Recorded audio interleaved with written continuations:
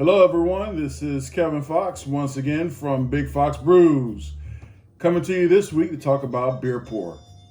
Last time that we talked, I explained to you on how to properly clean a beer glass.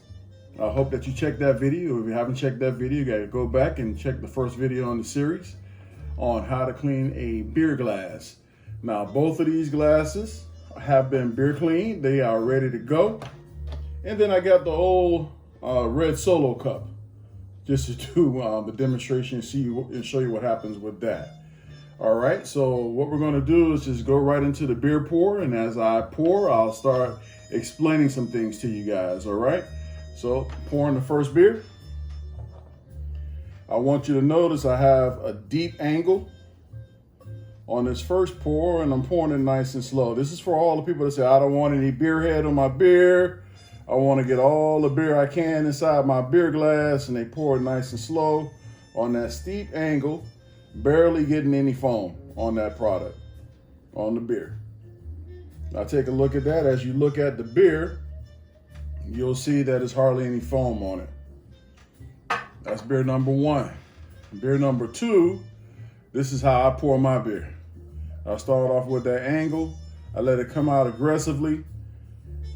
I want to get at least 1 to 2 fingers of foam on my glass. All right. So we got about 2 fingers on that one, right? And then we got the good old red Solo cup. Gonna go ahead and pour that in there. Gonna basically demonstrate the same thing I did with the second glass on the red Solo cup. There we go. Now, what happens is, there's quite a bit of CO2 that's trapped inside that beer when you first open it. When you first open it, it gets a little psh. That's releasing a little bit of CO2. But on your pour, if you don't release that CO2 properly, I want you to check something out here. I'm going to demonstrate what happens once that beer gets inside your stomach and starts getting a little agitated on whatever food or beer pretzels or whatever you may have.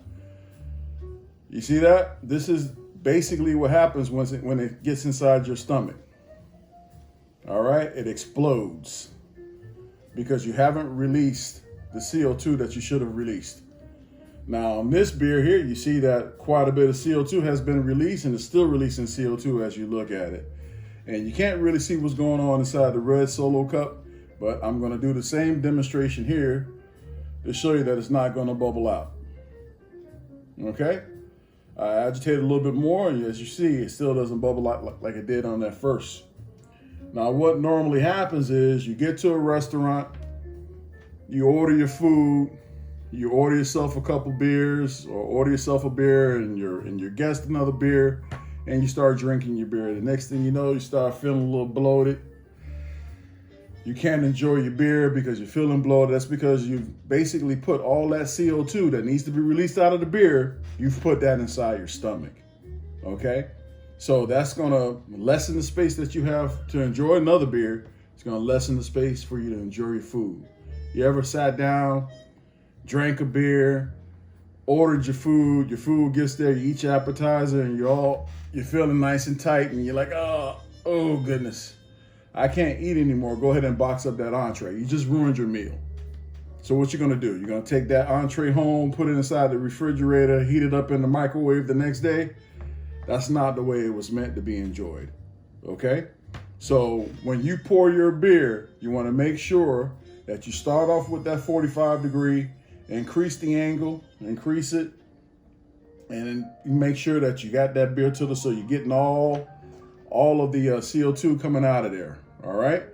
Don't do like I said on the first one. You're not gaining anything by saying, hey, look, I don't want any head on my beer, all right? Head is good.